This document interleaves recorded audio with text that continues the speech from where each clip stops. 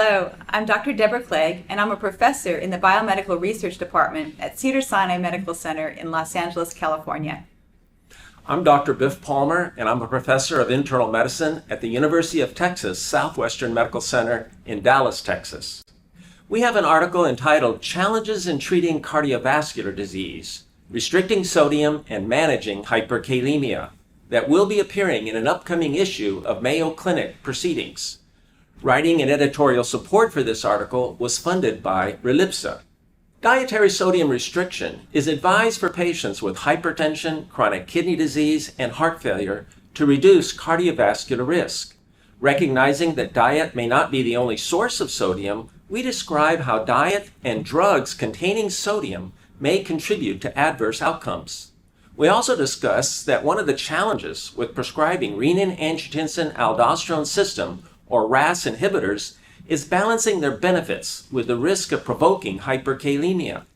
We conclude the paper with a discussion of sodium and potassium balance and strategies for managing hyperkalemia with potassium binders in patients taking RAS inhibitors. Low-sodium diets and RAS inhibitor therapy are recommended for patients with hypertension, chronic kidney disease, and heart failure to improve cardiorenal outcomes. The U.S. Department of Agriculture, the American Heart Association, and KDIGO guidelines for dietary sodium consumption are in the range of 1.5 to 2.4 grams per day, while typical consumption is between 3 and 5 grams per day. As Dr. Palmer noted, we need to understand that dietary sources are not the only source of sodium intake. Medications may be another source of sodium for patients. High sodium intake is associated with adverse cardiac and renal outcomes. Meanwhile, trials such as low salt, trials of hypertension prevention 1 and 2, the RAIN 1 and 2, have demonstrated the benefit of reduced sodium intake on blood pressure, CKD progression, and other outcomes.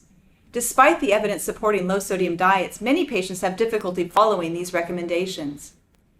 In addition, high sodium intake reduces the efficacy of RAS inhibitor therapy, and continued treatment with these agents at recommended doses can be limited by the development of hyperkalemia. Further complicating the issue is that diets low in sodium are often rich in potassium.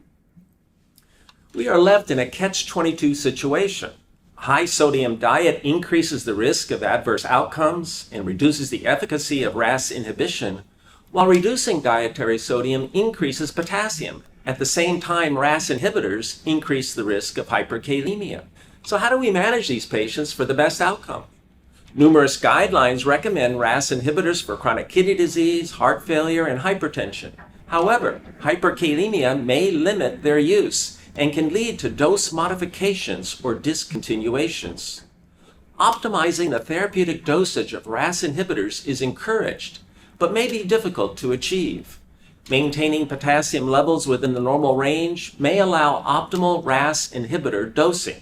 In our paper, we discuss 3 potassium-binding drugs. 2 are approved by the FDA for the treatment of hyperkalemia.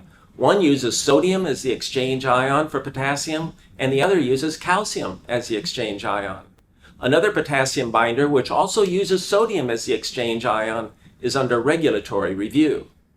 Many patients fail to meet low-sodium dietary guidelines and fail to achieve the associated blood pressure, cardiovascular, and renal benefits. Implementing a low-sodium diet is generally associated with an increase in dietary potassium. Furthermore, many drugs contain sodium and therefore have the potential to increase sodium as well as negatively influence outcomes. When RAS inhibition results in hyperkalemia, particularly in patients at high cardiorenal risk, potassium-reducing drugs that do not add to the sodium load may be preferred. Optimizing RAS inhibitor therapy to achieve cardiorenal benefits is a therapeutic goal when practicing evidence-based medicine. Therefore, providing patients with agents that can liberalize the diet may enhance well-being and patient adherence while simultaneously reducing cardiorenal risk. With new treatment options for hyperkalemia, controlling serum potassium levels without exacerbating sodium intake should be considered. We hope you found this presentation from the content of Mayo Clinic Proceedings valuable. Our journal's mission is to promote the best interests of patients by advancing the knowledge and professionalism of the physician community. If you are interested in more information about us, Our homepage is www.mayoclinicproceedings.org. There you will find access information for our social media content, such as additional videos on our YouTube channel or journal updates on Facebook.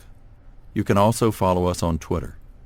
More information about healthcare at Mayo Clinic is available at www.mayoclinic.org. This video content is copyrighted by Mayo Foundation for Medical Education and Research.